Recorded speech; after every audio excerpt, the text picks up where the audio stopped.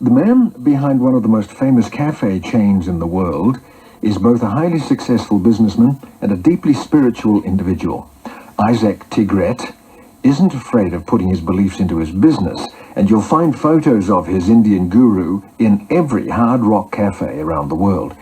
He's about to launch his latest business venture on the internet and is calling it the Spirit Channel, his most outward expression of the combination of business and spirituality. Melanie Thornton spoke with him recently about his business and spiritual beliefs. Downtown anywhere, USA, you can find yourself a Hard Rock Cafe. Come to the Hard Rock Cafe. I've always been business inclined. I probably made the first $20,000 or $30,000 when I was about 15 or 16 playing the stock market. I actually bet on Holiday Inn stock, which was a well-known chain that was up and going at the time. My brother advised me. Made a lot of money by the time I was 18 or 19, bringing cars from England, old Rolls-Royce and Bentley cars, and selling them in the States, selling them for usually 1,000% profit, which lasted for a short period of time. And it's actually that cash, which is about $250,000, that allowed me to start the Hard Rock Cafe venture. What were your aspirations and ideas for the Hard Rock Cafe, right in the beginning? Well, let's see, I was extremely shy. I was 19 years old. I desperately wanted to meet girls. So I think I figured that if I opened a bar, the girls would come in and I'd get to meet them. And yes, it worked very, very well now that I think of it. And I think boy meets girl is the basis of my whole business anyway. As the business developed, what do you think really created the phenomenal success of it all? Well, being at the right place at the right time is essential. I mean, it was a revolutionary period. I was a rabid Hendrix, Peter Green, Clapton, etc. fan. A new word came on the scene to describe their type of music called hard rock, because it was so electronic and loud and new and exciting. And decided really I wanted to open a place in honor of them. They were not entertainers, they were gods at that time, and some of them still are to me. But it was really that led me to doing the hard rock and really to honor them, and I really didn't know what I was doing beyond that.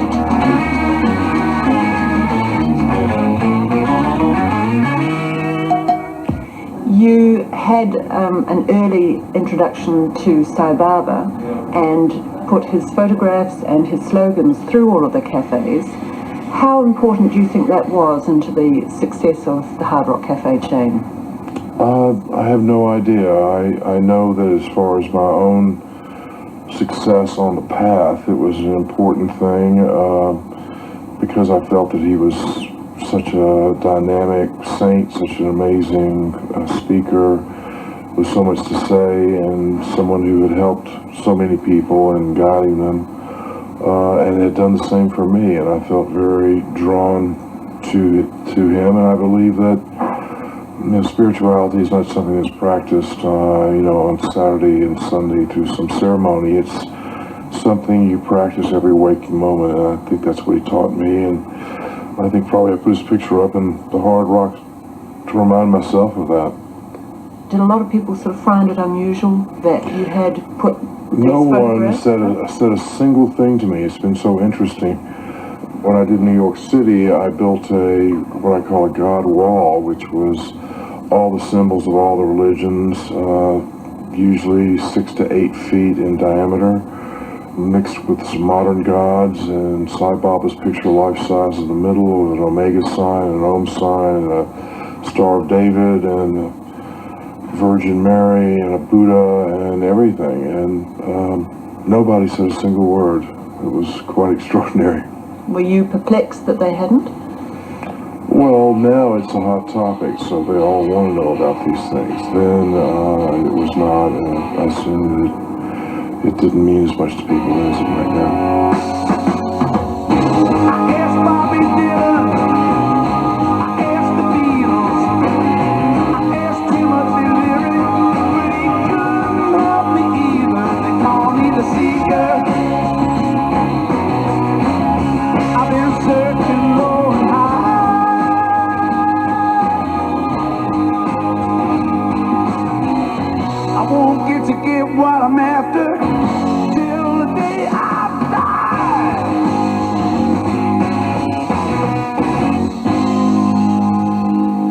why did you eventually decide to sell the Hard Rock Cafe chain?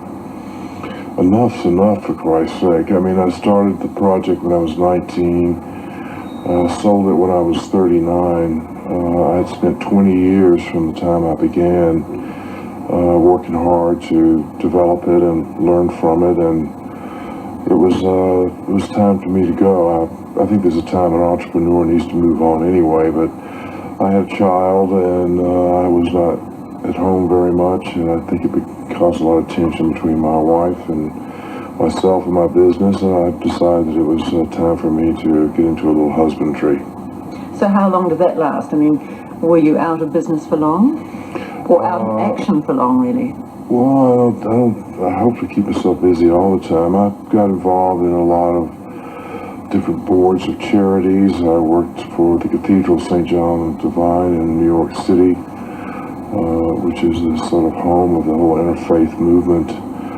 Worked on starting something that, in fact, they have down in New Zealand, Australia, which is a green movement called ARC, which we started with Chrissy Hine and Peter Gabriel and Sting, just a whole bunch of interesting folk. I was just blessed to go along for the ride, but it was fun.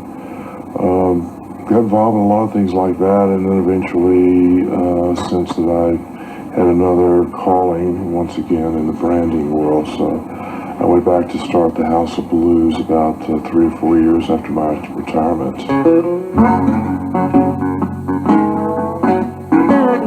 Can you tell me what was the idea behind the House of Blues when you first started it?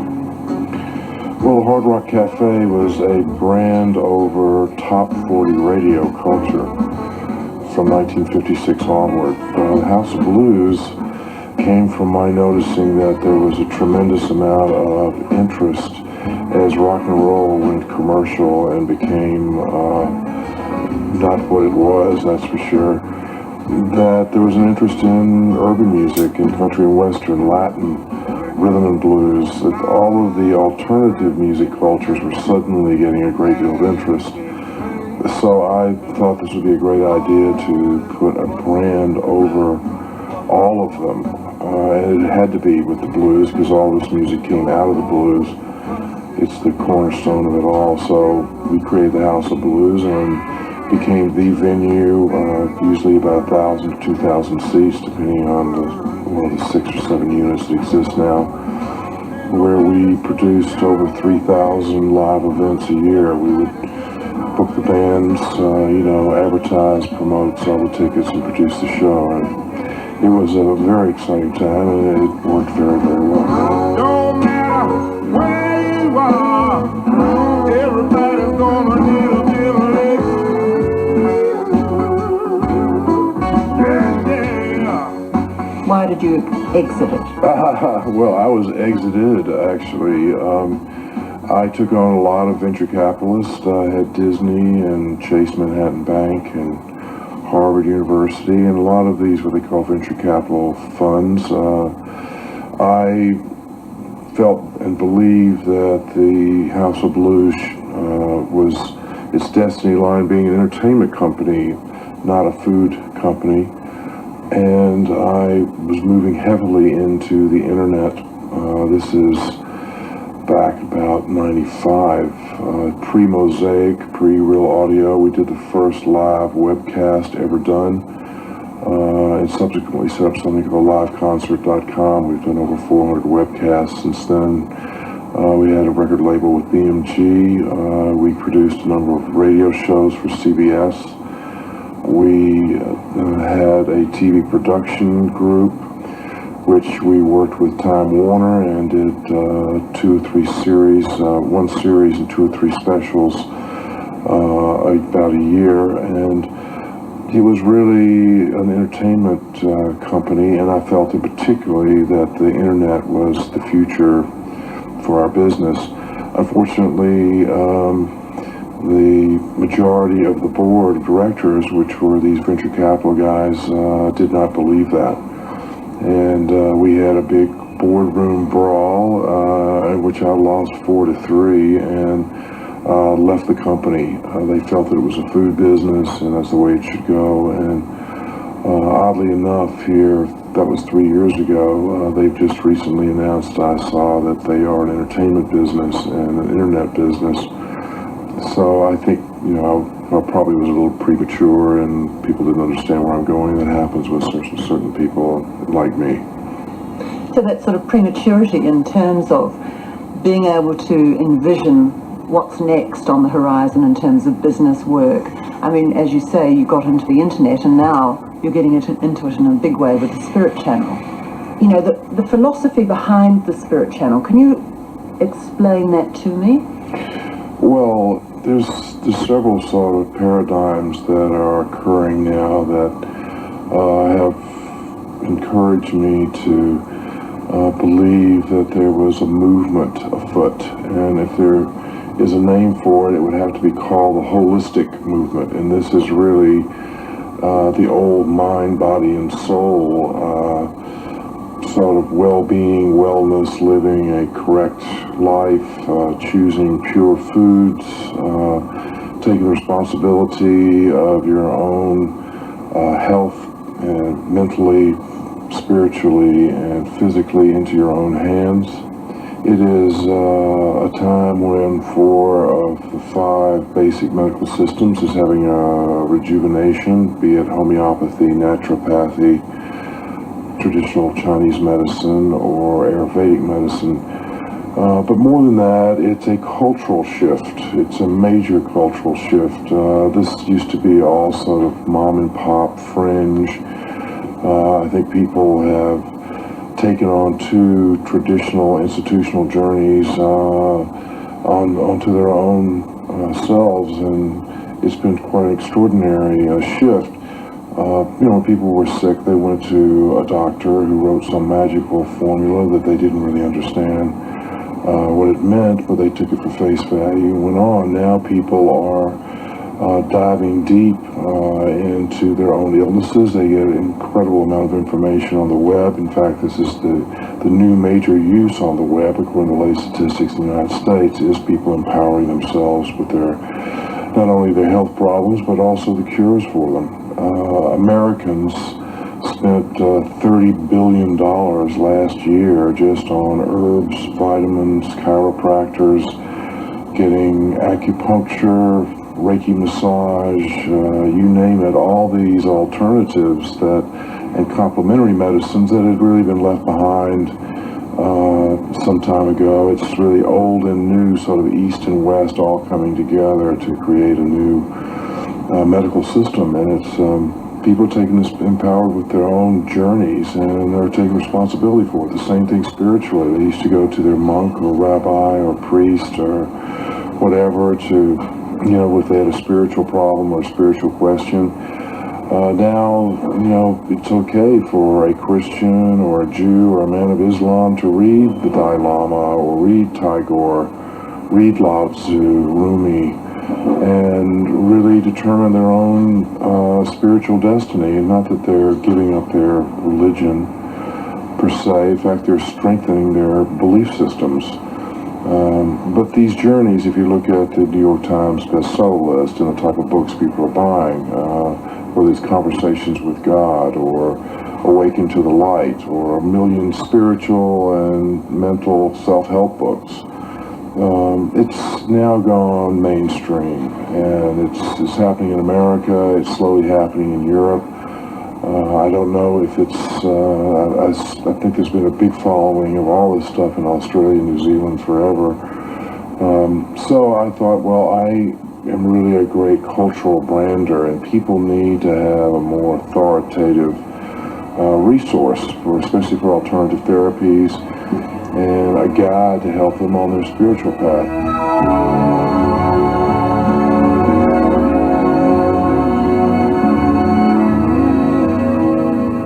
So the idea of the Spirit Channel is to create a brand that people can believe in because of its associations, because it's a group of people who have joined together to try to create a help for these 2 journeys. And we will begin with a massive website, which will start in 2001, and we're also open 3-dimensional places. There'll be holistic clinic opened in London in 2001, and followed by New York and possibly Los Angeles or other cities around the world. We bound together with Clinical Research Institute at Duke University in Raleigh-Durham, North Carolina. They are sort of the leading researchers on alternative therapies, and using them as a clearinghouse to let people know what works, what doesn't work, what's had good luck in certain symptoms. People are very interested in all of these new studies that are coming out continuously. They're proving that, ginkgo works and B12 works and vitamin C and E does this, and it's a whole new world out there, and there's no real resource for people to go to get all the latest studies. And Duke has a database, and that's not only their own but connected to every other research institute in the world. So it's a very exciting group. Can we just go back a step and just explore a little bit some of the elements of the Spirit Channel? You're going to have several sites within the channel. Can you talk to me about what those sites will comprise?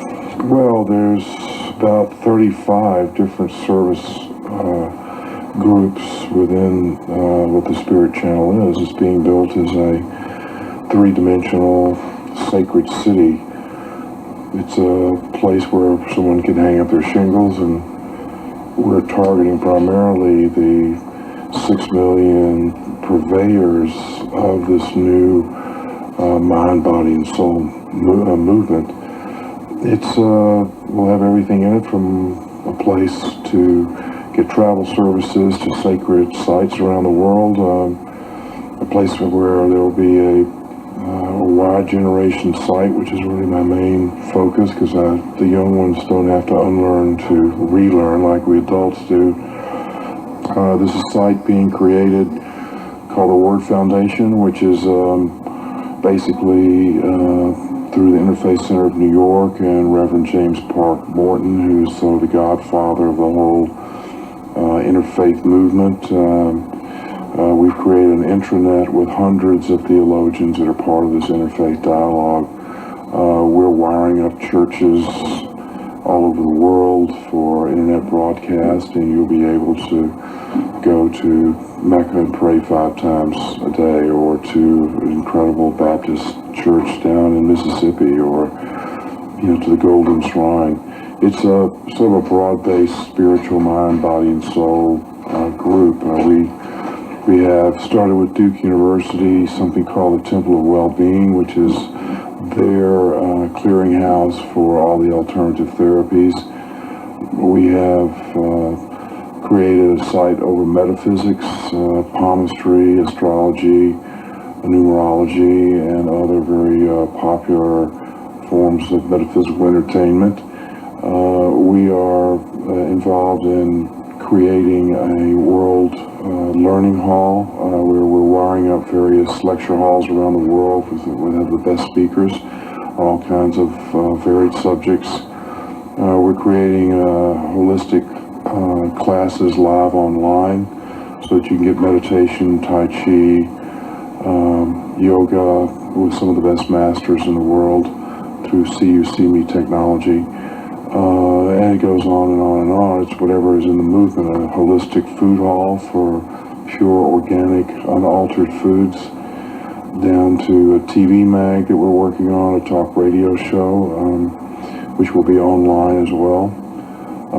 We're creating a 21st century sort of touring holistic exposition, which we've been working on just of late. So there is endless things. I've been blessed to be involved in all these types of media before. It's a lot of work, but not impossible.